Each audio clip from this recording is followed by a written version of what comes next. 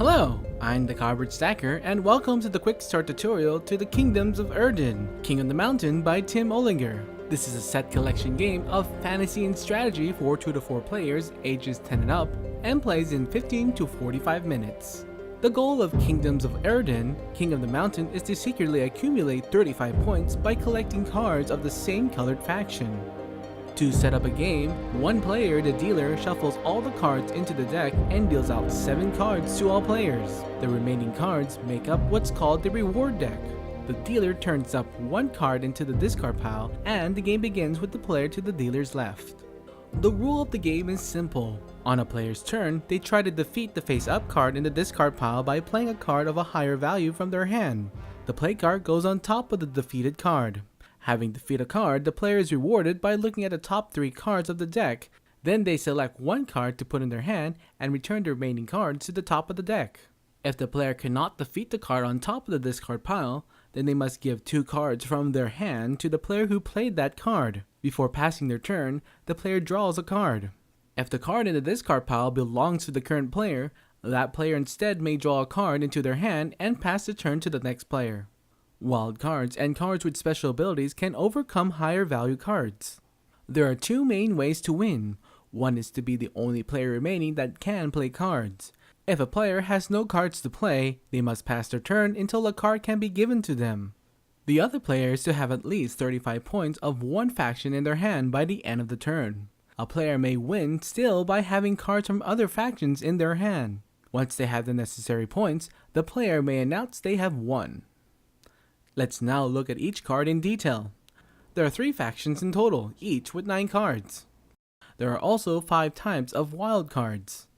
As far as characters go, players don't get the cards from the deck reward as normal if the player uses their special ability. Most of the time, the reward is already listed on the card itself. Let's start off the character cards beginning with 1, the Assassin. While the lowest valued card, it can defeat any character card at the value of 9. 2. The Smith can be used to trade for the wildcard weapons racks from the top of the discard pile.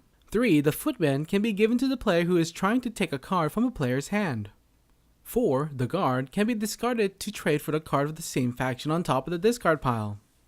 5. The Captain can be used to add the value of the lower strength card on the same faction.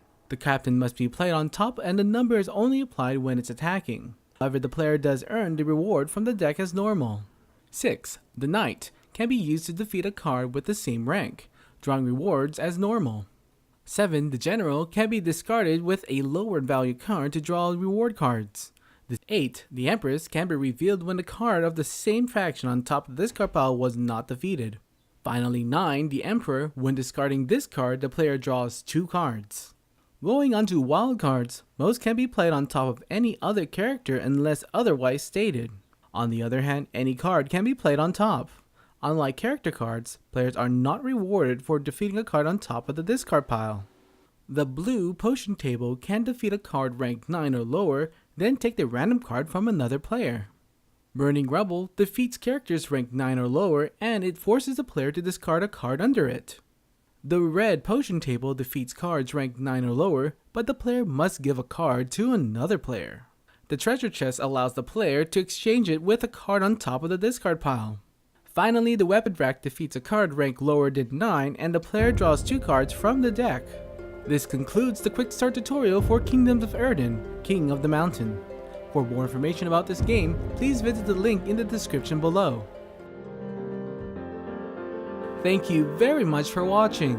For more tutorial videos as well as reviews, previews, and playthroughs in all things board gaming, become a subscriber to the Cardboard Stacker. This is Ferdinand, and remember to keep on stacking games.